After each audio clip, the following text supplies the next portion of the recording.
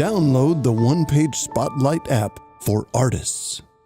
Hi hello ಎಲ್ರಿಗೂ ನಮಸ್ಕಾರ. ನಾನು ನಿಮ್ಮ ಸಂತೋಷ್ ಈಶ್ವರತ್ನ. ಒನ್ ಪೇಜ್ ಸ್ಪಾಟ್ಲೈಟ್ ನ ಇನ್ ದ ಸ್ಪಾಟ್ಲೈಟ್ ನಲ್ಲಿ ಇವತ್ತು ಒಬ್ಬ ವಿಶೇಷವಾದ, ಅದ್ಭುತವಾದ, ಅಪರೂಪವಾದಂತ ಕಲಾವಿದರು ನಮ್ ಜೊತೆಗಿದ್ದಾರೆ. ಆನಮೋರ್ಫಿಕ್ ಆರ್ಟ್ ಅನ್ನೋದು ಅಷ್ಟಾಗಿ ಎಲ್ಲರಿಗೂ ಗೊತ್ತಿರುವಂತ ಆರ್ಟ್ ಅಲ್ಲ, ಆದ್ರೆ ಸಖತ್ತಾಗಿರೋ ಆರ್ಟ್. ಆ ಕಲೆ ಬಗ್ಗೆ ತಿಳ್ಕೊಂಡಿರೋರಿಗೆ ನಾನು ಯಾವ ವಿಚಾರ ಮಾತಾಡ್ತಾ ಇದ್ದೀನಿ, ಯಾರ ಬಗ್ಗೆ ಮಾತಾಡ್ತಿದ್ದೀನಿ ಅಂತ ಆಲ್ರೆಡಿ ಒಂದು ಐಡಿಯಾ ಬಂದಿರುತ್ತೆ. ಇವತ್ತು ನಮ್ ಜೊತೆಗಿದ್ದಾರೆ ಅನಿಲ್ ಭೋಗಶೆಟ್ಟಿ ಅವರು. ಇವರು ಕರ್ನಾಟಕದ ಏಕೈಕ ಅಂತಾನೆ ಹೇಳ್ಬೋದು ಆನಮೋರ್ಫಿಕ್ ಆರ್ಟಿಸ್ಟ್. ಇವತ್ತು ಅವರು ನಮ್ ಜೊತೆಗಿದ್ದಾರೆ ಒನ್ ಪೇಜ್ ಸ್ಪಾಟ್ಲೈಟ್ ನ ಇನ್ ದ ಸ್ಪಾಟ್ಲೈಟ್ ನಲ್ಲಿ. ಅನಿಲ್ ಭೋಗಶೆಟ್ಟಿ ಅವರೇ ನಮಸ್ತೆ, ಸ್ವಾಗತ. ಮೊದಲನಾಗಿ ನನ್ನ ಹೆಸರು ಅನಿಲ್ ಭೋಗಶೆಟ್ಟಿ ಅಂತ. ಕಾವಾದಲ್ಲಿ ನಾನು ಸ್ಟಡಿ ಮಾಡಿರೋದು. ನಂದು ನಂಜನಗೂಡಲ್ಲಿ ನಾನು ಸ್ಟೇ ಆಗಿರೋದು. ಅಂದ್ರೆ ಆಲ್ಮೋಸ್ಟ್ ಮೈಸೂರು ಇರ್ತೀವಿ, ನಂಜನಗೂಡು ನನ್ನ ನೇಟಿವ್ ಪ್ಲೇಸ್. ಸೊ ಹೇಗಿದೆ ಲೈಫು? ಲೈಫ್ ಲಾಕ್ಡೌನ್ ಆಗಿದೆ, ಈಗ ಲಾಕ್ಡೌನ್ ಓಪನ್ ಆಗ್ಬೇಕು, ಓಪನ್ ಆಗೋ ಹಂತದಲ್ಲಿದೆ. ಈಗ ಕಲಾವಿದರಿಗೆ ತುಂಬಾನೇ ಕಷ್ಟ ಆಗಿದೆ ಈಗ ಲಾಕ್ಡೌನ್ ಆದ್ರಿಂದ. ಹೌದು, ನಿಜ. ಸೊ ಕಲಾವಿದರು ಅಂತ ನೀವು ಹೇಳಿದ ತಕ್ಷಣ ನನ್ನ ಮೈಂಡಿಗೆ ಒಂದು ಬಂದಿದ್ದು, ನಮ್ಮಲ್ಲಿ ತುಂಬಾ ತರನಾದ ಕಲಾವಿದರು ಇರ್ತಾರೆ. ಫಾರ್ ಎಕ್ಸಾಂಪಲ್ ಹಾಡೋರು, ಕುಣಿಯೋರು, ಬರಹಗಾರರು, ಪ್ರತಿಯೊಬ್ರು ಕಲಾವಿದ್ರೆ. ಚಿತ್ರಕಲೆ ಅನ್ನೋದು ಕೂಡ ಬಹಳ ಒಂದು ವಿಸ್ತಾರವಾದಂತ ಕಲೆ. ಅದು ಹಲವಾರು ಜನ ಚಿತ್ರಕಲೆಯಲ್ಲಿ ಇರ್ತಾರೆ, ಆದ್ರೆ ನೀವು ಮಾಡ್ತಿರುವಂತ ಚಿತ್ರಕಲೆ ಅದು ತುಂಬಾನೇ ವಿಶೇಷವಾದಂತದ್ದು. ಏನ್ ಈ ಕಲೆ? ಸ್ವಲ್ಪ ಈ ಆನಮೋರ್ಫಿಕ್ ಆರ್ಟ್ ಬಗ್ಗೆ ನಿಮ್ ಕಡೆಯಿಂದ ನಮ್ಗೆ ಏನಾದ್ರು ತಿಳಿಸ್ಕೊಡಿ. ಈ ಆನಮೋರ್ಫಿಕ್ ಆರ್ಟ್ ಏನಂದ್ರೆ ಆರ್ಟ್ ಗಳಿಗೆ ಒಂದು ಮಾಸ್ಟರ್ ಅಂತ ಹೇಳ್ಬೋದು ಅಂತ ನಾನು ಅನ್ಕೊಂಡಿದ್ದೀನಿ. ನನ್ನ ತಿಳಿದ ಮಟ್ಟಿಗೆ ಅದನ್ನ ಆರ್ಟ್ ಮಾಸ್ಟರ್ ಅಂತ ಹೇಳ್ಬೋದು. ಹೇಗೆ ಅಂತಂದ್ರೆ, ಆರ್ಟ್ ಅಂದ್ರೆ ಅದ್ರಲ್ಲಿ ಮಾಡರ್ನ್ ಆರ್ಟ್, ಬೇರೆ ಬೇರೆ ಆರ್ಟ್ ಅಲ್ಲಿ ಬೇರೆ ಬೇರೆ ವಿಧಾನಗಳಿವೆ. ಇದರಲ್ಲಿ ಮ್ಯಾಥಮೆಟಿಕ್ಸ್ ಮತ್ತೆ ಸೈನ್ಸ್ ಎರಡು ಮಿಕ್ಸ್ ಆಗಿದೆ ಈ ಆರ್ಟ್ ಅಲ್ಲಿ. ಅದರಿಂದ ಇದನ್ನ ಮಾಸ್ಟರ್ ಆಫ್ ಆರ್ಟ್ ಅಂತ ನನ್ನ ಊಹೆ ಪ್ರಕಾರ, ನನ್ನ ಅನಿಸಿಕೆ ಪ್ರಕಾರ ಹೇಳ್ತಾ ಇದ್ದೀನಿ. ಹೇಗೆ ಆನಮೋರ್ಫಿಕ್ ಆರ್ಟ್ ಅಂದ್ರೆ, ಇದು ಗ್ರೀಕ್ ಪದ ಆನಮೋರ್ಫಿಕ್ ಅಂತ. ಆನಮೋರ್ಫಿಕ್ ಒಂದು 17 ರಿಂದ 18 ತರ ಬೇರೆ ಬೇರೆ ಆಯಾಮಗಳಿವೆ, ಬೇರೆ ಬೇರೆ ವಿಧಾನಗಳಿವೆ. ಅದರಲ್ಲಿ ನಾನ್ ತಗೊಂಡಿರೋದು ಕೋನ್ ಆರ್ಟ್ ಅಂತಿದೆ. ನಾನು ಅದು ಸಿಲಿಂಡರ್ ಆರ್ಟ್ ಅಂತ ಈಗ ಪ್ರಾಕ್ಟೀಸ್ ಮಾಡ್ತೀನಿ. ನೆಕ್ಸ್ಟ್ ಬೇರೆ ಬೇರೆ ಪ್ರಾಕ್ಟೀಸ್ ಮಾಡ್ಕೊಂಡು ಹೋಗ್ತಾ ಇದ್ದೀನಿ. ನೆಕ್ಸ್ಟ್ ಬರುತ್ತೆ, ಬೇರೆ ಬೇರೆ ಅಂತದೇ ಬರುತ್ತೆ. ಇದು ಆನಮೋರ್ಫಿಕ್ ಆರ್ಟ್ ಅಂದ್ರೆ ಒಂದು ಇಮೇಜ್ ಇರ್ಬೋದು, ಒಂದು ಪೇಂಟಿಂಗ್ ಇರ್ಬೋದು. ಪೇಂಟಿಂಗ್ ನಿಮ್ ನೋಡಿದ್ರೆ ಒಂದು ಅಬ್ಸ್ಟ್ರಾಕ್ಟ್ ತರ ಕಾಣುತ್ತೆ, ಅಬ್ಸ್ಟ್ರಾಕ್ಟ್ ತರ ಪೇಂಟಿಂಗ್ ಮಾಡ್ತಾರೆ. ಅದನ್ನ ಒಂದು ವಿಧಾನದಲ್ಲಿ ನೋಡ್ಬೇಕು. ಹೇಗೆಂದ್ರೆ ಸಿಲಿಂಡರ್ ಇಡ್ಬೇಕು, ಅದ್ರ ಮೇಲೆ ರೌಂಡ್ ಆಗಿರೋ ಒಂದು ಆಕಾರದಲ್ಲಿರುವಂತ ಒಂದು ಗ್ಲಾಸ್ ಇಟ್ಟರೆ ಏನ್ ಅಬ್ಸ್ಟ್ರಾಕ್ಟ್ ಆಗಿರುತ್ತೆ ಆರ್ಟ್ ಇದಾಗುತ್ತೆ, ರಿಫ್ಲೆಕ್ಟ್ ಆಗಿ ಅದನ್ನ ನಾವೇನು ಪೇಂಟಿಂಗ್ ಮಾಡಿರ್ತೀವೋ ಅದು ಸ್ಪಷ್ಟವಾಗಿ ಕಾಣುತ್ತೆ. ಇದನ್ನು ಆನಮೋರ್ಫಿಕ್ ಆರ್ಟ್ ಅಂತ ನಮ್ಮ ಭಾಷೆಗೆ ಹೇಳ್ಬೇಕಂದ್ರೆ. ಸೈನ್ಸ್ ಮತ್ತೆ ಮ್ಯಾಥಮೆಟಿಕ್ಸ್ ಏನ್ ಬೇಕು ಅಂದ್ರೆ, ಮ್ಯಾಥಮೆಟಿಕ್ಸ್ ಅಲ್ಲಿ 360 ಡಿಗ್ರಿ ಕನ್ವರ್ಟ್ ಆಗಿರುತ್ತೆ. ಯಾವ್ದೇ ಒಂದು ಇಮೇಜ್ ತಗೊಂಡ್ರು, ಉದಾಹರಣೆ ಒಂದು ರಾಗಿ ಮುದ್ದೆ ಅನ್ಕೋಬಹುದು, ಇಲ್ಲಾಂದ್ರೆ ಒಂದು ಬಾಲ್ ಅನ್ಕೋಬಹುದು. ಬಾಲ್ ಅನ್ಕೊಳ್ಳೋದು 360 ಡಿಗ್ರಿಲಿ ನಿಮ್ಗೆ ಕನ್ವರ್ಟ್ ಆಗಿರುತ್ತೆ. ಸೈನ್ಸ್ ಹೆಂಗ್ ಬರುತ್ತೆ ಅಂತಂದ್ರೆ, ಅದು ರಿಫ್ಲೆಕ್ಟ್ ಆಗಿರುತ್ತೆ, ಮಿರರ್ ಆಗಿರುತ್ತೆ. ಅಂದ್ರೆ ನಾವು ಮಿರರ್ ನೋಡಿದಾಗ ಉಲ್ಟಾ ಕಾಣುತ್ತಲ್ಲ ನಮ್ಗೆ, ಆ ತರ ಇಮೇಜ್ ಕ್ರಿಯೇಟ್ ಆಗಿರುತ್ತೆ. ಯಾಕಂದ್ರೆ ಅಲ್ಲಿ ಕರೆಕ್ಟ್ ಬರ್ಬೇಕಲ್ಲ, ಕಾನ್ವೆಕ್ಸ್ ಅಂತೀವಲ್ಲ, ಆ ಮೆಥಡ್ ಸೈನ್ಸ್ ಇರುತ್ತೆ. ಮತ್ತೆ ಆರ್ಟ್, ಈ ಮೂರು ಸೇರಿ ಆನಮೋರ್ಫಿಕ್ ಆರ್ಟ್. ಅದಕ್ಕೆ ಇದನ್ನ ಮಾಸ್ಟರ್ ಆಫ್ ಆರ್ಟ್ ಅಂತ ನಾನ್ ಕರಿತಾ ಇದ್ದೀನಿ ಅಷ್ಟೇ. ಸೂಪರ್. ಇಂಥ ಒಂದು ವಿಶೇಷವಾದ ಆರ್ಟ್ ಬಗ್ಗೆ ನಿಮಗೆ ಗೊತ್ತಾಗಿದ್ ಯಾವಾಗ? ಲೈಕ್ ನೀವ್ ಯಾವಾಗ ಈ ಒಂದು ವಿಚಾರಕ್ಕೆ ಇನ್ಸ್ಪೈರ್ ಆದ್ರಿ? ಸರ್, ಇದು ಎಲ್ಲೋ ನೋಡಿರೋ ನೆನಪಿತ್ತು ನನಗೆ. ಮತ್ತೆ ಇದು ತುಂಬಾ ದಿನದಿಂದ ಕಾಡ್ತಾ ಇತ್ತು. ನಾನು ನಮ್ಮ ಸೀನಿಯರ್ಸ್ ಇರ್ಬೋದು, ನಮ್ಮ ಸರ್ಗಳಿರ್ಬೋದು, ನಮ್ಗೆ ಗೊತ್ತಿರೋ ಎಲ್ಲಾ ಕಲಾವಿದ್ರನ್ನು ಕೇಳ್ಕೊಂಡ್ಬಂದ್ರೆ ಈ ಆರ್ಟ್ ಗೊತ್ತಿಲ್ಲ ಅಂತಲ್ಲ 99% ಹೇಳಿದ್ರು ಸರ್. ಅಲ್ಲಿ ಕೆಲವರೊಬ್ರು ಮಾತ್ರ, ಲೆಸಿನ್ ತಾಗರಾಜನ್ ಅಂತ ನಮ್ ಸರ್ ಇದಾರೆ, ಅವ್ರನ್ನ ಕೇಳಿದಾಗ ಈ ವರ್ಲ್ಡ್ ಗೊತ್ತಿತ್ತು ನನಗೆ ಅಂತ. ಏನಿಗೆ ಗೊತ್ತಿತ್ತು ಅಂದ್ರೆ, ಅವ್ರ ತಂದೆ ಸೈಂಟಿಸ್ಟ್, ಆದ್ರಿಂದ ಈ ಮೆಥಡ್ ಎಲ್ಲ ಯೂಸ್ ಮಾಡ್ತಿದ್ರಂತೆ. ಅಂದ್ರೆ ಇದ್ರದ್ದು ಬೇರೆ ಕಾನ್ವೆಕ್ಸ್ ಎಲ್ಲ ಅವರು ಸ್ವಲ್ಪ ಮಾಸ್ಟರ್ 3D ಆರ್ಟ್ ಎಲ್ಲ ಮಾಡ್ತಾ ಇದ್ರು. ಅದರಿಂದ ಅವ್ರಿಗೆ ಗೊತ್ತಿತ್ತು ಈ ವರ್ಲ್ಡ್. ಈ ಏನಿಂದ ಸ್ಟಾರ್ಟ್ ಆಗುತ್ತೆ ಅಂತ ಹೇಳಿದ್ರು. ನಾನು ಅದನ್ನ ಹುಡುಕ್ತಾ ಹೋದಾಗ, ಅದನ್ನ ಡೀಪ್ ಅದಕ್ಕೆ ಹೋದಾಗ ಈ ಆನಮೋರ್ಫಿಕ್ ಆರ್ಟ್ ಸಿಕ್ತು. ಇದು ತಿಳ್ಕೊಳಕ್ಕೆ ಆಲ್ಮೋಸ್ಟ್ ಒಂದು ವರ್ಷ ಶ್ರಮ ಪಟ್ಟಿದ್ವಿ, ಅದ್ರ ಬಗ್ಗೆ ಅಧ್ಯಯನ ಮಾಡಕ್ಕೆ, ಅದ್ರ ಬಗ್ಗೆ ತಿಳ್ಕೊಳಕ್ಕೆ. ಯಾಕಂದ್ರೆ ಈ ವರ್ಲ್ಡ್ ಎಲ್ಲೂ ಗೊತ್ತೇ ಇಲ್ಲ. ಈಗ ನಾವು ಗೊತ್ತಾದ್ಮೇಲೆ ಒಂದ್ ವರ್ಲ್ಡ್ ಗೊತ್ತಾಗಿನ ಮುಂಚೆನೆ ತುಂಬಾ ಕಷ್ಟ ಇರುತ್ತೆ. ಆ ವರ್ಲ್ಡ್ ಗೊತ್ತಾದ್ಮೇಲೆ ಈಸಿ ಆಗ್ತಾ ಹೋಗ್ತದೆ. ಎಲ್ಲ ವಿಷಯದಲ್ಲೂ ಹಂಗೇನೆ, ಕಲಿಯಾಗಿಂತ ಮುಂಚೆನೆ ಕಷ್ಟ, ಕಲ್ತ್ಮೇಲೆ ಈಸಿ ಆಗುತ್ತೆ. ಹಾಗಾಗಿ ಈ ವರ್ಲ್ಡ್ ನ ತುಂಬಾ ಹುಡ್ಕಕ್ಕೆ ಟೈಮ್ ತಗೊಂಡಿದೀವಿ. ಟೈಮ್ ತಗೊಂಡು ತುಂಬಾ ದಿನ ಆಯ್ತದ. ಆಮೇಲೆ ಅದು ಸಿಕ್ತು, ಹೋಗಿ ತೋರಿಸ್ತಾ ಇದೇ ಆರ್ಟ್ ಇದೆ ಅಂತ. ನನಗೆ ಇದಕ್ಕಿಂತ ಮುಂಚೆ ಏನಾಗುತ್ತೆ ಅಂದ್ರೆ, ಎಲ್ಲೋ ಕನ್ಸರ್ ಕಂಡಿರಂಗೋ ಇಲ್ಲ ನೋಡಿರಂಗೋ ಆ ಇಮೇಜ್ ಅಬ್ಸ್ಟ್ರಾಕ್ಟ್ ಆಗಿರುತ್ತೆ. ಆ ಇಮೇಜ್ ಮೇಲೆ ಒಂದು ಪಾಯಿಂಟ್ ಅಲ್ಲಿ ಒಂದು ಕೋನ ಏನೋ ಇಟ್ಟಿದಾಗ ಎಲ್ಲ ಇಮೇಜ್ ಮಾತಾಡಕ್ ಸ್ಟಾರ್ಟ್ ಆಗುತ್ತೆ, ಅಂದ್ರೆ ಆಕ್ಟಿವ್ ಆಗಕ್ಕೆ ಸ್ಟಾರ್ಟ್ ಆಗುತ್ತೆ. ಇದನ್ನ ನೋಡಿರೋದು, ಇದೆಲ್ಲ ನೋಡಿದ್ವಿ, ಫಿಲಮ್ ಅಲ್ಲಿ ನೋಡಿದೀನೋ ಅಂತ ಗೊತ್ತಿಲ್ಲ, ಇಲ್ಲ ಚಿಕ್ಕ ಹುಡುಗರುವಾಗ ಫಿಲಮ್ ಅಲ್ಲಿ ನೋಡಿರ್ತೀವೋ, ಎಲ್ಲಿ ಏನ್ ಗೊತ್ತಿಲ್ಲ. ಕೇಳ್ತಾ ಹಂಗೆ ಸರ್ಚ್ ಮಾಡುವಾಗ, ಅದ್ರ ಬಗ್ಗೆ ಅಧ್ಯಯನ ಮಾಡುವಾಗ ಸಿಕ್ತು. ಆಮೇಲೆ ಖುಷಿ ಆಯ್ತು. ಆಮೇಲೆ ಪೇಂಟಿಂಗ್ ಮಾಡಕ್ಕೆ ಒಂದು ಪೇಂಟಿಂಗು ಸ್ಟಾರ್ಟಿಂಗ್ ಮಾಡಿದಾಗ 70 ದಿನ ತಗೋತು. ಇದು ಗ್ರಾಫ್ ಹಾಕೊಂಡು ಮೆಥಡ್ ಅದೇ ಗ್ಲಾಸ್ ಹೆಂಗೆ ರೌಂಡ್ ಆಗಿ ಮಾಡಕ್ಕಾಗುತ್ತೆ, ಹಿಂಗೆ ಎಲ್ಲ ನಾನೇ ಪ್ರಯತ್ನ ಪಟ್ಟು ಲಾಸ್ಟ್ಗೆ ಒಂದು ಹಂತಕ್ಕೆ ಬಂದು ಈಗ ಏನಂತ ಹೇಳ್ಬೋದು, ಸ್ಟೇಜ್ ಆರ್ಟ್ ಆಗಿ ಕನ್ವರ್ಟ್ ಮಾಡಿದೀನಿ. ಅದನ್ನ ಸ್ಟೇಜ್ ಅಲ್ಲಿ ಹೋಗಿ ಆರ್ಟ್ ಮಾಡೋ ಲೆವೆಲ್ಗೆ ವರ್ಕ್ ಮಾಡ್ತಾ ಇದ್ದೀನಿ.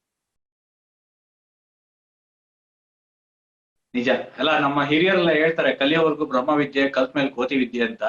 ಸೊ ಯಾವುದೇ ಕಲೆ ಆದ್ರೂ ಶುರುನಲ್ಲಿ ತುಂಬಾ ಕಷ್ಟನೇ.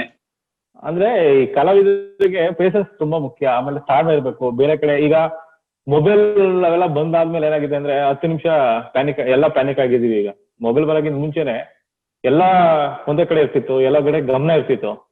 ಈಗೆಲ್ಲ ಮೊಬೈಲ್ ಎಲ್ಲ ಬಂದ್ಮೇಲೆ ಯಾವ್ದ್ರ ಬಗ್ಗೆನೂ ಗಮನ ಇಲ್ಲ. ಆರ್ಟ್ ಬಗ್ಗೆ ಅಂತ ಇಲ್ವೇ ಇಲ್ಲ. ಈಗ ಮೊಬೈಲ್ ಮಕ್ಕಳು ಆರ್ಟ್ ಡ್ರಾಯಿಂಗ್ ಬರೀ ಅನ್ನೋಕ್ಕಿಂತ ಮುಂಚೆನೆ ಮೊಬೈಲ್ ಬೇಕು ಅಂತಾರೆ.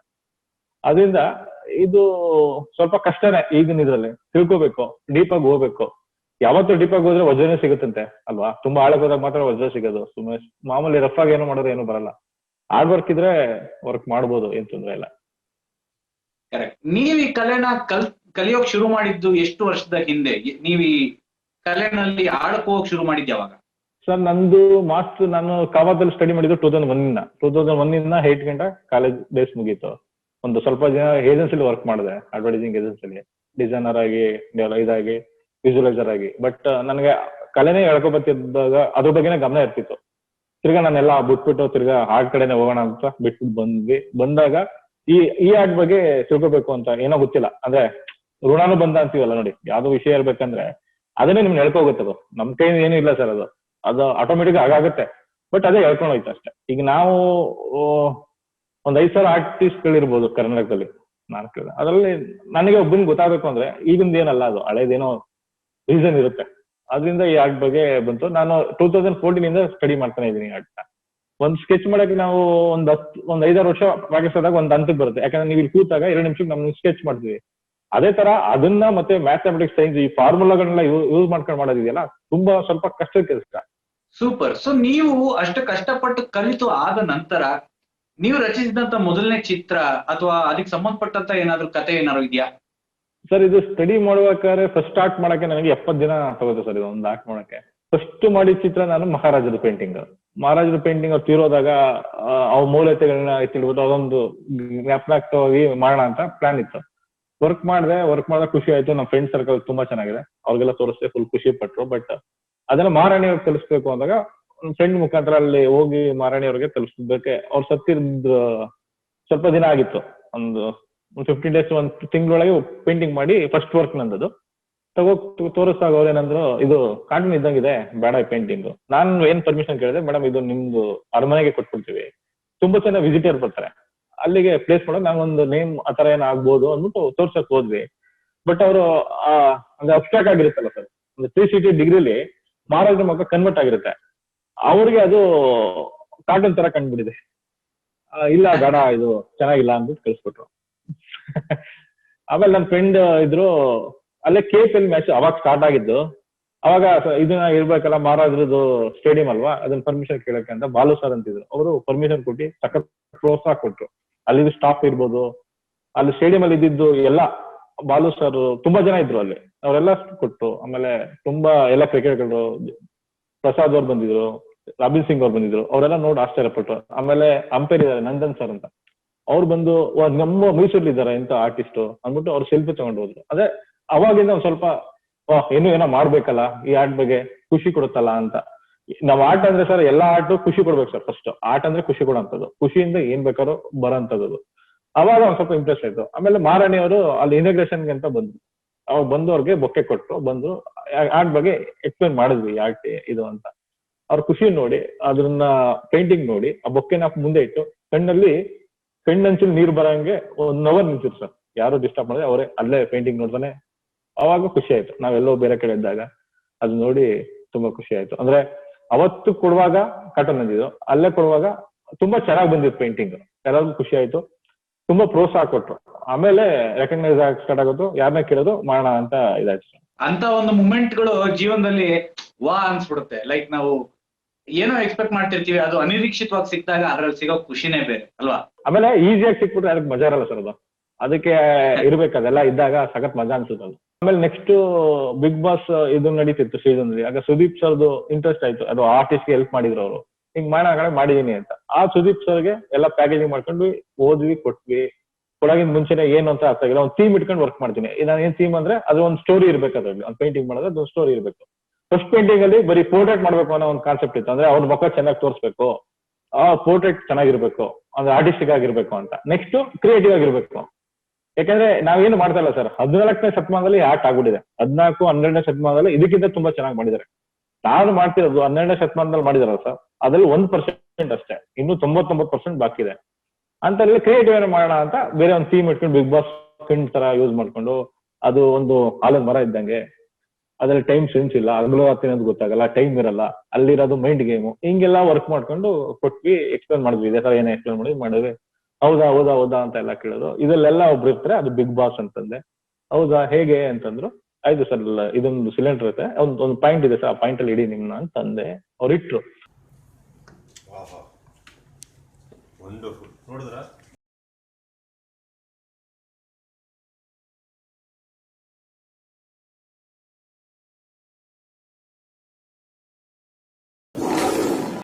ವಂಡರ್ಫುಲ್ ಖುಷಿಯಾಗಿ ಅವ್ರ ತಂದೆನೆಲ್ಲ ಕರೆದ್ಬಿಟ್ಟು ಇದನ್ನೆಲ್ಲ ತೋರಿಸಿದ್ರು, ನೋಡಿ ಹಿಂಗೆ ಹಿಂಗೆ ಆರ್ಟ್ ಅಂತ. ಸುದೀಪ್ ಸರ್ ಹೇಳಿದ್ರು ಮುಂಚೆ ಒಂದ್ಸಲ, ನನ್ ಪೇಂಟಿಂಗ್ ಕಷ್ಟ ಎಲ್ಲರಿಗೂ ಮಾಡಕ್ಕೆ, ಅದು ಯಾರು ಮಾಡಲ್ಲ ಅಂದ್ರೆ. ಅದು ಅನಮಾರ್ಫಿಕ್ ಅಲ್ಲಿ ಮಾಡಿದ್ವಿ, ಖುಷಿ ಪಟ್ಟು ಸರ್, ಖುಷಿಪಟ್ಟು ತುಂಬಾ ಹೊತ್ತು ನಿಂತಿದ್ವಿ. ಆಮೇಲೆ ಬರ್ತೀವಿ ಸರ್ ಅಂತ ಹೇಳಿ ಖುಷಿಪಟ್ಟು ಬಂದ್ವಿ. ಅದೊಂದು ಖುಷಿ ಆಯ್ತು, ಅದುವೇ ಸೂಪರ್. ಸೊ ಅಲ್ಲಿಂದ ಮುಂದಕ್ಕೆ ನೀವು ಯಾರ ಅಂದ್ರೆ ಯಾವ ರೀತಿಯ ಚಿತ್ರಗಳನ್ನ ನಿಮ್ಮ ಅನಮಾರ್ಫಿಕ್ ಆರ್ಟ್ ನಲ್ಲಿ ಹೊರಗೆ ತಂದ್ರಿ? ಸರ್ ನಾನು ತುಂಬಾ ಮಾಡಿದೀನಿ ಸರ್, ಈಗ ಒಂದು 15 ಪೇಂಟಿಂಗ್ ತರ ಮಾಡಿದ್ದೀನಿ. 15 ಪೇಂಟಿಂಗ್ ಸುತ್ತೂರು ಸ್ವಾಮಿಗಳಂತ ನಮ್ಮ ನಂಜನ್ ಸುತ್ತೂರು ಸ್ವಾಮಿಗಳಿದಾರಲ್ಲ, ಅದು ದೇಸಿ ಕೇಂದ್ರ ಅಂತ ಇದಾರೆ ಸ್ವಾಮಿಗಳು. ಈಗ ಸ್ವಾಮಿಗಳಿದಾರಲ್ಲ ಅವರು ನೆಕ್ಸ್ಟ್, ಅದಕ್ಕಿಂತ ಮುಂಚೆ ಅವರು ರಾಘವೇಂದ್ರ ಬುದ್ಧಿ ಅಂತ ಅವ್ರದ್ದು ಮಾಡಿದ್ದೇನೆ. ಅವ್ರದಾದ್ಮೇಲೆ ನಮ್ಮ ರಾಜ್ಕುಮಾರ್ ಸರ್ದು ಅವ್ರದ್ದು ಪೇಂಟಿಂಗ್ ಲೈವ್ ಅಲ್ಲಿ ಮಾಡಿದ್ದೀನಿ. ಆ ಲೈವ್ ಅಲ್ಲಿ ಕಲರ್ಸ್ ಕನ್ನಡ ಫ್ರೆಂಡ್ಸ್, ಅದು ಫ್ರೆಂಡ್ಸ್ ಸರ್ಕಲ್ ಅಂದ್ರೆ ಅಲ್ಲಿ ಒಂದು ಸ್ಟೇಜ್ ಸಿಕ್ತು, ಅದ್ರಲ್ಲಿ ವರ್ಕ್ ಮಾಡಿದ್ವಿ, ಅಲ್ಲೂ ಖುಷಿ ಆಯ್ತು. ನನ್ಗೆ ಹೇಳಿದ ಪ್ರಕಾರ ಅವ್ರು ಏನೋ ಕ್ಯಾಮ್ರಾ ಅದೇ ಹಿಂದೆ ಇರುತ್ತಲ್ಲ, ಅವರು ಏನ್ ವರ್ಕ್ ಮಾಡ್ತಾನೆ, ಸುಮ್ ಟೈಮ್ ವೇಸ್ಟ್, ಇವ್ನ ಯಾಕೆ ಕಳ್ಸಿರ ಹಿಂಗೆ ಅಂತ ಹೇಳ್ತಿರಂತೆ. ಬಟ್ ಔಟ್ಪುಟ್ ಬಂದಾಗ, ಅಂದ್ರೆ ಇಮೇಜ್ ಇಟ್ಟು ಮಾಡಿದಾಗ ಫುಲ್ ಖುಷಿ ಪಟ್ರು. ಇನ್ನ ಅಂದ್ರೆ ಎಂಕರೇಜ್ ಕೊಟ್ರು, ನೀವ್ ಯಾಕೆ ಇನ್ನು ಇಲ್ಲಿದ್ದೀರಾ, ಏನಾದ್ರು ಮಾಡಿ ಅಂತ. ಬಟ್ ನಾವು ಮಾಡೋದಲ್ಲ ಸರ್, ಅದಾಗ್ಬೇಕು, ನಮ್ಮ ಹತ್ರ ಏನಿರಲ್ಲ ಅಂತ ನಾನು. ಆಮೇಲೆ ಶ್ರಮ ಪಡ್ಬೇಕು ಸರ್, ನಾವು ತಿಳ್ಕೊತಿರೋದು ಸಾಲ್ತಿಲ್ಲ. ಈಗ ತುಂಬಾ ಕಾಂಪಿಟೇಷನ್ ಯುಗ, ನಾವೇನೋ ಹೊಸದ್ ಮಾಡ್ತಿರ್ಬೇಕು, ಇನ್ನೊಂದೇನೋ ಮಾಡ್ತಾ ಇದ್ರೆ ಅದು ಬರುತ್ತೆ ಅಂತ. ಬಟ್ ನೋಡ, ಇದು ಏನಂತ ಆರ್ಟ್ ಇದೆಯಲ್ಲ ಅನಮಾರ್ಫಿಕ್ ಆರ್ಟ್, ಇದಕ್ಕಿಂತ 100% ತುಂಬಾ ಚೆನ್ನಾಗಿರೋದಿದೆ ಇನ್ನೊಂದು, ಅದನ್ನ ಟ್ರೈ ಮಾಡ್ತಾ ಇದ್ದೀನಿ. ಸ್ವಲ್ಪ ಇದು ಮಾಡ್ತಾ ವರ್ಕ್ ಆದ್ಮೇಲೆ ಅದು ನೆಕ್ಸ್ಟ್ ಕೊಡೋಣ ಅಂತ. ಸೂಪರ್. ನಿಮ್ಮ ಈ ಪ್ರಯಾಣ ಇನ್ನೂ ತುಂಬಾ ಮುಂದಕ್ಕೆ ಹೋಗ್ಲಿ, ಎತ್ತರಕ್ಕೆ ಹೋಗ್ಲಿ ಅಂತ ಹಾರೈಸ್ತೀನಿ. ಈಗಿನ ಹೊಸದಾಗಿ ನೋಡ್ತಿರೋರಿಗೆ ಮತ್ತೊಮ್ಮೆ ಹೇಳಕ್ ಇಷ್ಟಪಡ್ತೀನಿ, ಇವತ್ತು ಇನ್ ದ ಸ್ಪಾಟ್ ಲೈಟ್ ನಲ್ಲಿರೋದು ಅನಿಲ್ ಭೋಗಶೆಟ್ಟಿ ಅವರು, ಆನಮಾರ್ಫಿಕ್ ಆರ್ಟಿಸ್ಟ್. ಸೊ ಅವರ ಆನಮಾರ್ಫಿಕ್ ಆರ್ಟ್ ಬಗ್ಗೆ ಮಾತಾಡ್ತಾ ಇದೀವಿ ನಾವೀಗ. ಸೊ ಈಗ ಆನಮಾರ್ಫಿಕ್ ಆರ್ಟ್ ಬಗ್ಗೆ ನೀವು ನಮ್ಗೆ ಎಲ್ಲ ಹೇಳಿದ್ರಿ, ಬಟ್ ಆ ಸೈನ್ಸ್ ಅಂಡ್ ಮ್ಯಾಥ್ಸ್ ನ ನೀವು ನನಗೆ ಎಕ್ಸ್ಪ್ಲೈನ್ ಮಾಡಿ ತೋರಿಸಬಹುದಾ ಒಂದು ಚಿತ್ರದ ಮೂಲಕ? ಇದು ಸ್ಟೇಜ್, ಇಲ್ಲಿ ಒಂದು ಪೇಂಟಿಂಗ್ ಇದೆ, ವ್ಯಕ್ತಿದು. ಇದು RCB ನಮ್ಮ ಲೋಗೋ, ಅಂದ್ರೆ ನಮ್ಮ ಕರ್ನಾಟಕ RCB ಇದೆಯಲ್ಲ ಆ ತಂಡದ್ದು. ಇದು ನಮ್ಮ ಚಿನ್ನಸ್ವಾಮಿ ಸ್ಟೇಡಿಯಂ ಅಂತ ನಾನು ಅಬ್ಸ್ಟ್ರಾಕ್ಟ್ ಆರ್ಟ್ ಮಾಡಿದೀನಿ. ಇಲ್ಲಿ ಈ ಕಪ್ ನಮ್ದೇ ಅಂದ್ರೆ ಆ ತರ ವರ್ಕ್ ಮಾಡಿ, ಈ ವರ್ಕ್ ಅಲ್ಲಿ ಇಲ್ಲಿ ಇದು ನಮ್ಮ ಪಿಚ್ ಅಲ್ಲಿ ನಮ್ದು ಕಪ್ ಇಟ್ರೆ, ಆಕ್ಚುಲಿ ಕಪ್ ತರನೇ ಒಂದು ಕಪ್ ಇಟ್ರೆ ಅದು ಏನಾಗುತ್ತೆ ಕನ್ವರ್ಟ್ ಆಗುತ್ತೆ ನೋಡೋಣ ಸರ್. ಇದು ಇಮೇಜ್ 360 ಡಿಗ್ರಿಲಿ ಕನ್ವರ್ಟ್ ಆಗಿರುತ್ತೆ, ಅಂದ್ರೆ 360 ಡಿಗ್ರಿಲಿ ಇದನ್ನ ಇದರಲ್ಲಿ ಮಾರ್ಕ್ ಮಾಡ್ಕೊಂಡು 360 ಡಿಗ್ರಿಲಿ ಆಗಿರುತ್ತೆ. ಇದು ಮ್ಯಾಥಮೆಟಿಕ್ಸ್. ಈ ಏನ್ ಪೋರ್ಟ್ರೇಟ್ ಇದೆ, ಈ ಪೋರ್ಟ್ರೇಟ್ ರಿಫ್ಲೆಕ್ಟ್ ಆಗಿರುತ್ತೆ, ಅಂದ್ರೆ ಉಲ್ಟಾ ಆಗಿರುತ್ತೆ, ಅದು ಮಿರರ್ ಆಗಿರುತ್ತೆ, ಅದು ಸೈನ್ಸ್. ಒಂದು ಪಾಯಿಂಟ್ ಅಲ್ಲಿ ಇದನ್ನ ಪ್ಲೇಸ್ ಮಾಡೋದು ಸಿಲಿಂಡರ್, ಇದು ಸೈನ್ಸ್. ಇದನ್ನ ಪ್ಲೇಸ್ ಮಾಡೋದಾಗ ಇದು ಸೈನ್ಸ್, ಇದು ಮ್ಯಾಥ್ಸ್.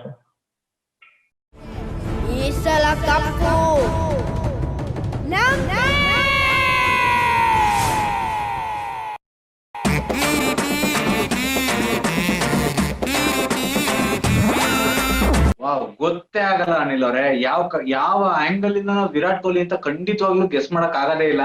ಬಟ್ ಈ ಒಂದು ಆಂಗಲ್ ಅಲ್ಲಿ ನೋಡಿದ್ರೆ ಅದು with the aggression in his ice ಎಷ್ಟು ಚೆನ್ನಾಗಿ ಪೇಂಟ್ ಮಾಡಿದಿರಾ, ಅಮೇಸಿಂಗ್ ವರ್ಕ್. ಇದು ನೋಡಿ ಸರ್, ಏನಾದ್ರು ಗೊತ್ತಾಗುತ್ತಾ ಸರ್ ಇದು? ಇದು ಒಂದು ಗುಡ್ಡ ತರ ಇದೆ, ಬೆಟ್ಟ ಗುಡ್ಡ ತರ ಇದೆ ಸರ್. ಇದು ಏನ್ ಮಾಡಿದ್ದು ಅಂದ್ರೆ ವರ್ಲ್ಡ್ ಟೈಗರ್, ನಂದು ವರ್ಷಕ್ಕೆ ಒಂದು ವರ್ಲ್ಡ್ ಟೈಗರ್ ಡೇ ಬರುತ್ತಲ್ಲ ಸರ್, ಆ ಡೇಟ್ ಅಲ್ಲಿ 3D ಪೇಂಟಿಂಗ್ ಮತ್ತೆ ಬೇರೆ ಬೇರೆ ಪೇಂಟಿಂಗ್, 3D ಪೇಂಟಿಂಗ್ ನೇ ಜನಗಳಿಗೆ ಜಾಗೃತಿ ಮೂಡಿಸೋಕೋಸ್ಕರ ಮಾಡ್ತೀನಿ ಸರ್. ಇದು ಹೋದ ವರ್ಷ ಮಾಡಿದಂತ ಪೇಂಟಿಂಗ್, ಅಂದ್ರೆ ಸೇವ್ ಟೈಗರ್ ಅನ್ನೋ ಕಾನ್ಸೆಪ್ಟ್ ಅಲ್ಲಿ. ಸಕ್ಕತ್ತಾಗಿದೆ ಅನಿಲ್ ಅವರೇ, ನಿಜವಾಗ್ಲೂ ಅದು ನೀವು ಬರೀ ಪೇಂಟಿಂಗ್ ತೋರಿಸಿದಾಗ ಒಂದು ಅಂದಾಜ್ ಸಿಗ್ಬೋದು, ಇದು ಹುಲಿ ಇರ್ಬೋದು ಅನ್ನೋ ಒಂದು ಅಂದಾಜ್ ಸಿಗುತ್ತೆ. ಆದ್ರೆ ಈ ರಿಫ್ಲೆಕ್ಷನ್ ಅಲ್ಲಿ ನೋಡಿದಾಗ ಅದಕ್ಕಿರೋ ಅಂತ ಒಂದು ಗತ್ತು, ಕ್ಲಾರಿಟಿ ಸಕ್ಕತ್ತಾಗಿದೆ. ಸಕ್ಕತ್ತಾಗಿದೆ ಅನಿಲ್ ಅವರೇ, ಸುಮ್ನೆ ಹೇಳೋದು ಅಂತಲ್ಲ, ಅದನ್ನ ನಾರ್ಮಲ್ ಆಗಿ ವ್ಯಕ್ತಿಗಳು ಅದನ್ನ ಇಮ್ಯಾಜಿನ್ ಮಾಡ್ಕೊಳ್ಳೋದು ಕಷ್ಟನೇ. ನನಗೆ ಅದನ್ನ ನೀವು ತೋರಿಸ್ತಾ ಇದ್ರು ಅಷ್ಟು ಕ್ಲೀನ್ ಆಗಿ ಏನು ಅಂತ ಅರ್ಥ ಆಗಿಲ್ಲ. ಅಂತದ್ರಲ್ಲಿ ನೀವು ಅದನ್ನ ಇಮ್ಯಾಜಿನ್ ಮಾಡ್ಕೊಂಡು ಬರೆಯೋದು, ಅದನ್ನ ಬಿಡಿಸೋದು ಅಂತಂದ್ರೆ ಎಷ್ಟು ದಿನ ತಗೊಳುತ್ತೆ? ಈಗ ನೀವು ಈ ಪೇಂಟ್ ಗಳನ್ನ ಮಾಡೋದಕ್ಕೆ ಅಂತ ತಗೊಂಡಾಗ ಎಷ್ಟು ದಿನ ತಗೊಳುತ್ತೆ? ಈಗ ಪೇಂಟ್ ಮಾಡಕ್ ತಗೊಂಡ್ರೆ ಸರ್ ಒಂದು 5 days ಅಲ್ಲಿ ಮುಗಿಸ್ಬೋದು. ಲೈವ್ ಅಲ್ಲಿ ಮಾಡ್ತೀನಿ ಅಂತಂದ್ರೆ ಒಂದು 15 minutes ಅಲ್ಲಿ ಮಾಡ್ಬೋದು ಸರ್. ಅಂದ್ರೆ ಆಕ್ಚುಲಿ ಹೇಳ್ಬೇಕು ಅಂದ್ರೆ ಸರ್, ಪ್ರಾಕ್ಟೀಸ್ ಅನ್ನೋದಿರುತ್ತೆ. ಆಕ್ಚುಲಿ ಅದು ಪ್ರಾಕ್ಟೀಸ್ ಮಾಡ್ದೇನೆ ಡೈರೆಕ್ಟ್ ಬಂದ್ರೆ ವರ್ಲ್ಡ್ ರೆಕಾರ್ಡ್ ಆಗುತ್ತೆ ಸರ್. ಅದು ನಾನು ಈಗ ಏನಾಗ್ತೀನಿ ಅಂದ್ರೆ ಅದ್ ಮೆಥಡ್ಗಳು ಬೇರೆ ಬೇರೆ ಮೆಥಡ್ ಇಂದ ಪ್ರಾಕ್ಟೀಸ್ ಮಾಡ್ಬಿಟ್ಟು ಆಮೇಲೆ ಡೈರೆಕ್ಟ್ ಸ್ಟೇಜ್ ಮೇಲೆ ಅಂದ್ರೆ ಲೈವ್ ಅಲ್ಲಿ ಬರ್ತೀವಿ. ಬಟ್ ಪ್ರಾಕ್ಟೀಸ್ ಇಲ್ಲ, ಡೈರೆಕ್ಟ್ ಲೈವ್ ಬಂತು ಅಂದ್ರೆ ವರ್ಲ್ಡ್ ರೆಕಾರ್ಡ್ ಆಗುತ್ತೆ. ಅಂದ್ರೆ ಈಗ ಒಂದು 5 days ಅಲ್ಲಿ ಒಂದು ವರ್ಕ್ ಮಾಡ್ಬೋದು ಸರ್, ಒಂದು ಪೇಂಟಿಂಗ್ ಮಾಡ್ಬೋದು. ಫಸ್ಟ್ ಪೇಂಟಿಂಗ್ 70 days ಪೇಂಟಿಂಗ್ ಮಾಡ್ತೀವಿ. ಈಗ ಒಂದು 5 days ಮಾಡ್ತೀವಿ.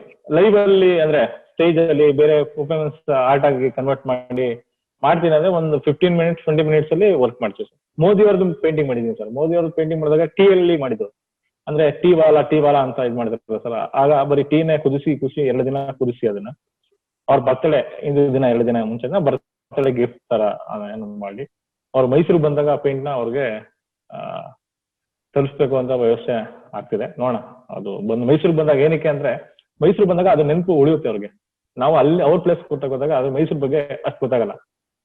ಯಾರೋ ಕೊಟ್ಟರು ಪೇಂಟಿಂಗ್ ಅನ್ನೊಂದಿರುತ್ತೆ. ಅದೇ ಮೈಸೂರಿಗೆ ಬಂದಾಗ ಕೊಟ್ಟಾಗ ನಮ್ಮ ಮೈಸೂರು ಬಗ್ಗೆ ನೆನೆಸ್ಕೊತಾರೆ. ಅಂದ್ರೆ ಇನ್ನೊಂದ್ ದಿನ ಬಂದಾಗ ಅದ್ರ ಬಗ್ಗೆ ಹೇಳ್ತಾರೆ, ಪೇಂಟಿಂಗ್ ಕೊಟ್ಟಿದ್ ಮಾಡಿದ್ರು ಅಂತ. ಪೇಂಟಿಂಗ್ ಇದೆ, ಬರೀ ಟೀ ಅಲ್ಲೇ ಮಾಡಿರೋಂಥ ಪೇಂಟಿಂಗ್. ಅದನ್ನ ನಮ್ದು ಕೇಸರಿ ಬಿಳಿ ಹೆಸರು ಇದೆಯಲ್ಲ ಅದಕ್ಕೆ ಮಾತ್ರ ಬೇರೆ ಕಲರ್ ಯೂಸ್ ಮಾಡಿದೀನಿ, ಮಿಕ್ಕಿದೆಲ್ಲ ಟೀ ಅಲ್ಲೇ ಇದೆ. ಅದರಲ್ಲಿ ಬುಲೆಟ್ ಟ್ರೈನ್ ತರುವಂತದ್ದು ಇರಬೇಕು. ಆಗ ಸರ್ಜಿಕಲ್ ಸ್ಟ್ರೈಕ್ ನಿಂತಿರ ಸರ್, ಅದು ವಿಷಯ. ಆಮೇಲೆ ಮೇಕಿಂಗ್ ಇಂಡಿಯಾ, ಲೋಡ್ ಬ್ಯಾನ್ ಆಗಿದ್ದು, ಈ ವಿಷಯಗಳನ್ನ ಮಾಡಿ ಅದನ್ನ ಟೀ ಅಲ್ಲಿ ವರ್ಕ್ ಮಾಡಿದೀನಿ ಸರ್. ಅದು ಅಲ್ಲ, ಒಂದಕ್ಕಿಂತ ಒಂದು ಅದ್ಭುತವಾದಂತ ಕಲೆಗಳೇ ನಿಮ್ಮ ಗೋಡೆ ತುಂಬಾ ಕಾಣ್ತಾ ಇದೆ ನನಗೆ. ಸೊ ಅದನ್ನೆಲ್ಲ ಮಾಡೋದಕ್ಕೆ ನಿಜವೂ ತುಂಬಾ ಪೇಶನ್ಸ್ ಬೇಕು. ನಿಮ್ಮ ಈ ಸಾಧನೆ ತಮಾಷೆಯದ್ದಲ್ಲ ಅನಿಲ್ ಅವರೇ, ಈ ಸಾಧನೆ ಇನ್ನೂ ತುಂಬಾ ಚೆನ್ನಾಗಿ ಮುಂದುವರಿಲಿ, ನಿಮ್ಗೆ ಇನ್ನೂ ಒಳ್ಳೆ ಏಳಿಗೆ ಸಿಗ್ಲಿ ಅಂತ ಒನ್ ಪೇಜ್ ಸ್ಪಾಟ್ಲೈಟ್ ಕಡೆಯಿಂದ ನಿಮ್ಗೆ ಹಾರೈಸ್ತೀವಿ. ಅನಿಲ್ ಅವ್ರನ್ನ ಒನ್ ಪೇಜ್ ಸ್ಪಾಟ್ಲೈಟ್ ನಲ್ಲಿ ಫಾಲೋ ಮಾಡ್ಬೇಕು ಅಂತಂದ್ರೆ ಅನಿಲ್ ಭೋಗ್ಶೆಟ್ಟಿ ಅಂತ ಸರ್ಚ್ ಮಾಡಿ. ಅದೇ ತರ ಹಲವಾರು ಇತರ ಕಲಾವಿದರು ಕೂಡ ನಿಮಗೆ ಒನ್ ಪೇಜ್ ಸ್ಪಾಟ್ಲೈಟ್ ನಲ್ಲಿ ಸಿಗ್ತಾರೆ. ನಿಮ್ಮ ಪ್ಯಾಷನ್ ನ, ನಿಮ್ಮ ಉತ್ಸಾಹನ ಇನ್ನು ಮೇಲಿಗೆ ತಗೊಂಡೋದಕ್ಕೆ ಏನ್ ಬೇಕೋ ಎಲ್ಲಾ ಸಹಾಯನ ಒನ್ ಪೇಜ್ ಸ್ಪಾಟ್ಲೈಟ್ ಅಂತ ಸಿಗುತ್ತೆ. ಇವತ್ತೇ ರಿಜಿಸ್ಟರ್ ಆಗಿ ಎಕ್ಸ್ಪ್ಲೋರ್ ಮಾಡಿ ಅಂತ ಹೇಳ್ತಾ, ಅನಿಲ್ ಅವರೇ ನೀವ್ ಹೇಳಿ, ನಮ್ಮ ಒನ್ ಪೇಜ್ ಸ್ಪಾಟ್ಲೈಟ್ ಬಗ್ಗೆ ನಿಮ್ಗೆ ಏನ್ ಅನ್ನಿಸ್ತು? ಸರ್, ಇದು ಕಲಾವಿದರಿಗೋಸ್ಕರ ಇರುವಂತ ಒಂದು ಚಾನಲ್ ಆಗಿರುತ್ತೆ. ಅಂದ್ರೆ ನಮ್ಮಂತ ಕಲಾವಿದರು ಎಲ್ಲೋ ಒಂದ್ ಕಡೆ ಕೆಲಸ ಮಾಡ್ಕೊಂಡು ಅವ್ರ ಪಾಡಿಗೆ ಅವ್ರು ಇರ್ತಾರೆ. ಅವ್ರಿಗೆ ಎಕ್ಸ್ಪೋಸ್ ಸಿಕ್ಕಿರಲ್ಲ, ಅವರು ಎಕ್ಸ್ಪೋಸ್ ಮಾಡ್ಕೊಳ್ಳೋ ಬರಲ್ಲ. ನಮ್ಗೆ ಕಲಾವಿದರಿಗೆ ಏನ್ ಪ್ರಾಬ್ಲಮ್ ಅಂದ್ರೆ ಸರ್, ಮಾರ್ಕೆಟಿಂಗ್ ಪ್ರಾಬ್ಲಮ್ ಇರುತ್ತೆ. ಇನ್ನೊಂದೇನೋ ಒಂದು ಅಳುಕಿರುತ್ತೆ, ನಮ್ಗೆ ಇಂಗ್ಲಿಷ್ ಬರಲ್ಲ ಅಂತನೋ, ಇನ್ನೊಂದು ಮಾತಾಡಕ್ ಬರಲ್ಲ ಅಂತನೋ, ಇಲ್ಲ ಮಾತು ನಮ್ಮ ಈಗ ಮೈಸೂರು ಸ್ಲ್ಯಾಂಗೇ ಒಂದಿರುತ್ತೆ, ಬೇರೆ ಅಂದ್ರೆ ಭಾಷೆಗಳು ಬದಲಾವಣೆಯಿಂದ ಅದಾಗ್ತಿರಲ್ಲ. ಈ ಸ್ಪಾಟ್ಲೈಟ್ ಇದರಿಂದ ಕೆಲವರು ಅವರ ಒಂದು ಬೇರೆ ಬೇರೆ ಕಡೆ ಎಕ್ಸ್ಪೋಸ್ ಆಗಕ್ ಚಾನ್ಸ್ ಸಿಗುತ್ತೆ. ಒಂದು ವೇದಿಕೆಯಾಗಿ ಇದು ರೂಪುಗೊಳ್ಳುತ್ತೆ ಸರ್. ಬೇರೆಯವ್ರನ್ನ ಫಾಲೋ ಮಾಡ್ಬೋದು, ಅವ್ರ ಬಗ್ಗೆ ವಿಷಯಗಳು ತಿಳ್ಕೊಬಹುದು, ಅವ್ರ ಬಗ್ಗೆ ಚರ್ಚೆಗಳ ಬಗ್ಗೆ ಅಂದ್ರೆ ಏನೋ ಒಂದು ವರ್ಕ್ ಬೇಕಾಗಿರುತ್ತೆ, ಎಲ್ಲ ಹುಡುಕ್ತಾ ಇರ್ತಾರೆ. ಅದನ್ನ ಈಸಿಯಾಗಿ ಸಿಗೋ ಅಂತ ಒಂದು ಚಾನಲ್ ಆಗಿದೆ ಸರ್. ತುಂಬಾ ಧನ್ಯವಾದಗಳು. Thank you. Thank you Anil ಅವರೇ. ಇವತ್ತು ನೀವು ನಮ್ ಜೊತೆ ಬಂದು ನಿಮ್ಮ ಒಂದು ಅನುಭವಗಳನ್ನ ಹಂಚ್ಕೊಂಡಿದ್ದು ಮತ್ತೆ ನಿಮ್ಮ ಸಮಯನ ನಮ್ಗೆ ಕೊಟ್ಟಿದ್ದಕ್ಕೆ ನಮ್ಗೆ ತುಂಬಾನೇ ಖುಷಿ ಆಗ್ತಾ ಇದೆ. ನಿಮಗೆ ನಮ್ಮ ಒನ್ ಪೇಜ್ ಸ್ಪಾಟ್ಲೈಟ್ ಕಡೆಯಿಂದ ತುಂಬು ಹೃದಯದ ಧನ್ಯವಾದಗಳು. ಸೊ ಇವತ್ತು ಇನ್ ದ ಸ್ಪಾಟ್ಲೈಟ್ ನಲ್ಲಿ ಅನಿಲ್ ಭೋಗ್ಶೆಟ್ಟಿ ಅವರು ನಮ್ ಜೊತೆಗಿದ್ರು. ಇವ್ರನ್ನ ಇವತ್ತು ನಾವು ಇಲ್ಲಿಂದ ಕಳಿಸ್ಕೊಡೋಣ. ಮತ್ತೆ ಮುಂದೆ ಇನ್ನೊಂದು ಒಳ್ಳೆ ಸಂದರ್ಭದಲ್ಲಿ ಇವ್ರನ್ನ ನಮ್ಮ ವೇದಿಕೆಗೆ ಕರ್ಕೊಂಡ್ ಬರ್ತೀವಿ ಅಂತ ಹೇಳ್ತಾ ಇವತ್ತಿನ ಕಾರ್ಯಕ್ರಮನ ಮುಗಿಸೋಣ. ಮತ್ತೊಮ್ಮೆ ಮರಿಬೇಡಿ, ಒನ್ ಪೇಜ್ ಸ್ಪಾಟ್ಲೈಟ್ ನಲ್ಲಿ ರಿಜಿಸ್ಟರ್ ಆಗಿ. ಅಲ್ಲಿ ಹಲವಾರು ಕಲಾವಿದರು ತುಂಬಾ ವಿಶೇಷವಾದಂತಹ ಅದ್ಭುತವಾದ ಅಪರೂಪದ ಕಲೆಗಳನ್ನ ಹೊಂದಿದ್ದಾರೆ. ಅವರು ಕೂಡ ಅವರ ಕೆಲಸಗಳನ್ನ ಒನ್ ಪೇಜ್ ಸ್ಪಾಟ್ಲೈಟ್ ನಲ್ಲಿ ನಿಮಗೆ ತೋರಿಸ್ತಾರೆ, ಹೇಳಿಕೊಡ್ತಾರೆ ಕೂಡ. ನೀವು ಅವ್ರ ಜೊತೆ ಕನೆಕ್ಟ್ ಆಗ್ಬೋದು, ಫಾಲೋ ಮಾಡ್ಬೋದು, ನಿಮ್ಮದೇ ಆದಂತಹ ಒಂದು ಫಾಲೋವರ್ಸ್ ಗ್ರೂಪ್ ನ ಕೂಡ ಕ್ರಿಯೇಟ್ ಮಾಡ್ಕೋಬಹುದು. ಸೊ ಇನ್ಯಾಕೆ ತಡ, ರಿಜಿಸ್ಟರ್ ಆಗಿ ಒನ್ ಪೇಜ್ ಸ್ಪಾಟ್ಲೈಟ್ ಗೆ. ಮತ್ತೆ ಸಿಗೋಣ ಮುಂದಿನ ಇನ್ ದ ಸ್ಪಾಟ್ಲೈಟ್ ಕಾರ್ಯಕ್ರಮದಲ್ಲಿ. ನಾನು ನಿಮ್ಮ ಸಂತೋಷ್ ವಿಶ್ವರತ್ನ. ನಮಸ್ಕಾರ.